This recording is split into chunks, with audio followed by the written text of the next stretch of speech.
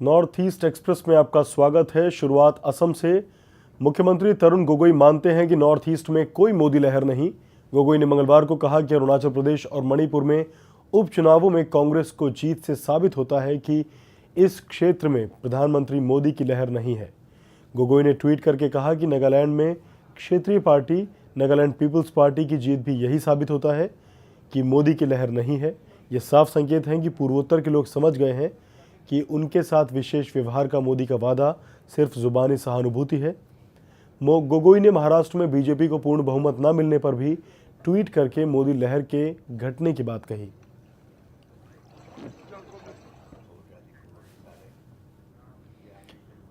अरुणाचल प्रदेश के मुख्यमंत्री नबाम तुकी ने मंगलवार को गुवाहाटी में north eastern development financial corporation limited के साथ बैठक की।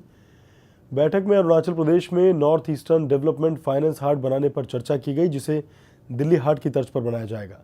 हाट को बनाने का मकसद है कि अरुणाचल प्रदेश की संस्कृति और खान पान को दूसरे राज्यों के लोगों के सामने लाया जाए, साथ ही राज्य में रोजगार को बढ़ावा मिले। आपको बता दें कि NEDFI राज्य में स्थानीय उत्पादकों को प्रमोट करने का काम बखूबी करती आ रही है। बैठक में मुख्यमंत्री ने आश्वासन दिया कि वो ईटानगर में NEDFI की शाखा के लिए जमीन मुहैया करवाएंगे। इस बैठक में IPR सचिव बामांग फेलिक्स, गृह मंत्रालय के सचिव लीखा साया, APCC अध्यक्ष पादी रिचो समेत कई लोग शामिल थे। ईटानगर के नाहरलगन में विधानसभा सचिवालय के नोकोमे नामती हॉल में मंगलवार को बजट समिति की पहली बैठक हुई। इस दौरान समिति ने विधानसभा सचिवालय के पेश किए गए बजट प्रस्ताव के सभी पहलुओं पर चर्चा की। चर्चा के बाद समिति ने 2014-15 के लिए 35 करोड़ की अनुमानित राशि, जबकि 15-16 के लिए 30 करोड़ की संशोधित राशि की सिफारिश की है।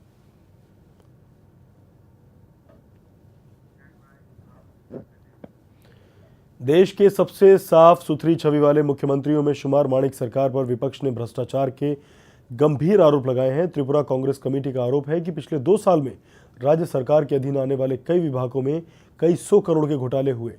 विपक्ष ने इस मामले की CBI जांच की मांग की है।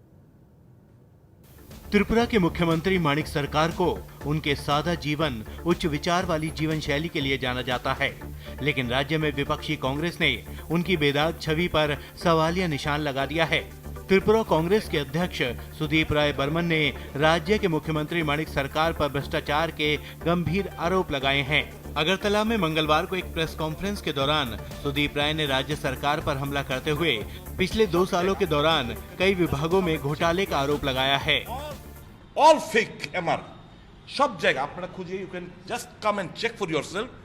All fake MR used in মাত্র গরিব অংশের মানুষের টাকা কিভাবে আত্মসাৎ করছে জাস্টিস নমুনা আপনাদের কাছে আমি দিলাম। त्रिपुरा कांग्रेस अध्यक्ष सुदीप राय ने माणिक सरकार पर केंद्र सरकार के धन के गलत इस्तेमाल का भी आरोप लगाया और राज्य सरकार को 2 सालों में किए गए फंड वितरण की रिपोर्ट जनता के सामने रखने की चुनौती भी दी। जब আমি চ্যালেঞ্জ করেছি রাজ্যের মাননীয় মুখ্যমন্ত্রীকে, প্লিজ বিশাল গর্ত, it has been made public, যে কটা রিপোর্ট সরকারের কাছে জমা পড়েছে, kindly make it public. Will he will not. ऐसा नहीं कि त्रिपुरा कांग्रेस ने अपने आरोपों की शिकायत अब तक किसी से न की हो। PM नरेंद्र मोदी से लेकर राज्य के मुख्य सचिव तक वो अपनी शिकायतें पहुंचा चुके हैं, लेकिन आज तक उनकी किसी ने नहीं सुनी। अब विपक्ष ने 500 करोड़ से ज्यादा के इन घोटालों की CBI जांच की मांग की है। साथ ही वो त्रिपुरा हाईकोर्ट में जल्द ही एक PIL दाखिल करने वाले हैं। The day the High Court reopens in the state, আমরা এই মর্মে আমরা একটা পাবলিক ইন্টারেস্ট লিটিগেশন কেস আমরা দাখিল করব। त्रिपुरा के मुख्यमंत्री माणिक सरकार को सबसे साफ सुथरी छवि वाले मुख्यमंत्री के तौर पर जाना जाता है, लेकिन विपक्ष के लगाए भ्रष्टाचार के आरोपों के बाद अब सरकार के सामने ये चुनौती आ खड़ी है कि वो इन आरोपों का जवाब कैसे देते हैं। न्यूज एक्सप्रेस के लिए ब्यूरो रिपोर्ट। अरुणाचल प्रदेश में मैकमोहन रेखा के पास भारत सरकार की सड़क परियोजना पर अब सवाल खड़े होने लगे हैं। सबसे बड़ा सवाल ये कि क्या केंद्र सरकार नॉर्थ ईस्ट के लिए इतना फंड मुहैया करवाने में सक्षम हो पाएगी। इस मामले पर देश के गृह राज्य मंत्री किरण रिजिजू ने बताया था कि सड़क बनने से सैनिकों को आवाजाही में मदद मिलेगी और सीमांत इलाकों से विस्थापित हो रहे लोगों का पलायन रुकेगा। प्रदेश के सीमावर्ती क्षेत्र की ज़्यादातर सड़कें पूरी तरह बदहाल हैं, जिसका खामियाजा सैनिकों और बॉर्डर के पास रहने वाले लोगों को उठाना पड़ता है। दूर दराज के इलाके और ख़राब सड़कें, इसकी वजह से कई बार सैनिक और आम आदमी हादसे का शिकार हो जाते हैं। बारिश के मौसम में काफ़ी समस्याएं होती हैं। इसे देखते हुए मोदी सरकार ने बॉर्डर एरिया डेवलपमेंट कार्य को प्राथमिकता दी थी। 1800 किलोमीटर लंबा ये भारतीय इतिहास का सबसे बड़ा सड़क प्रोजेक्ट है, जिसमें 40,000 करोड़ के खर्च होने का अनुमान है। ये सड़क तवांग के मागो थिम्बू से लेकर अरुणाचल प्रदेश के चांगलांग जिले के विजयनगर तक बनेगी। इस परियोजना को केंद्र की हरी झंडी मिलने के बाद से चीन लगातार इसका विरोध करता रहा है।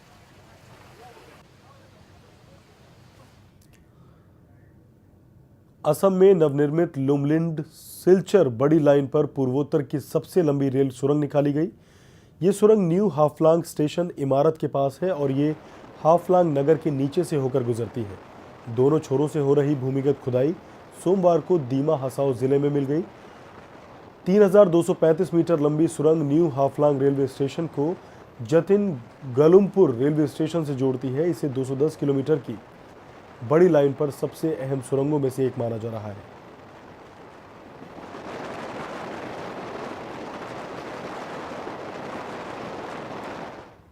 अरुणाचल प्रदेश के पीसी घाट मार्केट में जिला प्रशासन ने मंगलवार को अवैध मांस की दुकानों पर कार्रवाई की और उन्हें तुड़वा दिया। दरअसल कुछ वक्त पहले जिला प्रशासन ने मार्केट एरिया में मांस की बिक्री पर रोक लगा दी थी, लेकिन इसके बावजूद कुछ दुकानदार कानून का उल्लंघन कर रहे थे। शहरी विकास विभाग और टाउन प्लानिंग ने मांस बेचने के लिए शहर से 3 किलोमीटर दूर 2 मॉइल को चुना था ताकि मार्केट में सफाई रखी जा सके, लेकिन दुकानदारों को नई जगह नुकसान झेलना पड़ रहा था और वो विभाग के निर्देशों की अनदेखी करते हुए मार्केट एरिया में ही मीट की बिक्री कर रहे थे।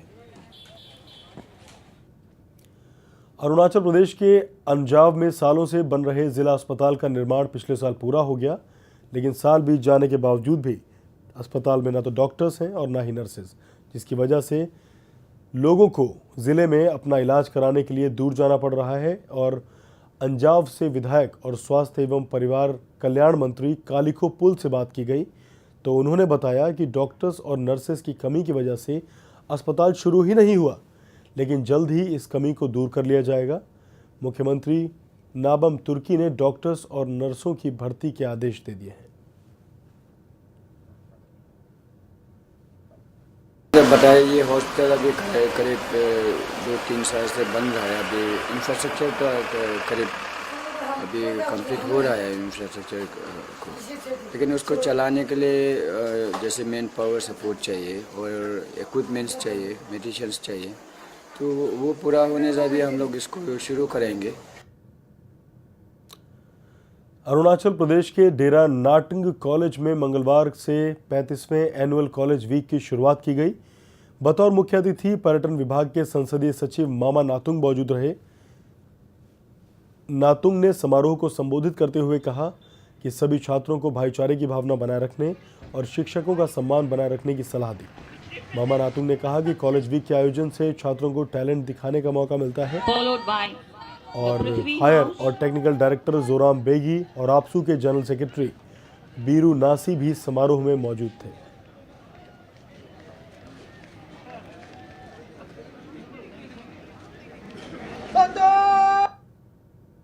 जब तक प्रेम भावना को, जात धर्म को इक्वली हर ट्राइब का, हर कम्युनिटी का लोग को जब तक अपना दिल से इक्वली ट्रीट नहीं करेगा तो प्यार को कभी नहीं बांटेगा, प्यार को आपस में प्रेम भावना को मेंटेन नहीं करेगा तो हमारा स्टेट आगे में कभी भी आगे नहीं होगा। और हमारा स्टेट का, अरुणाचल का फ्यूचर, इंडिया का फ्यूचर युवा लोग का हाथ में है, आप सबका हाथ में है।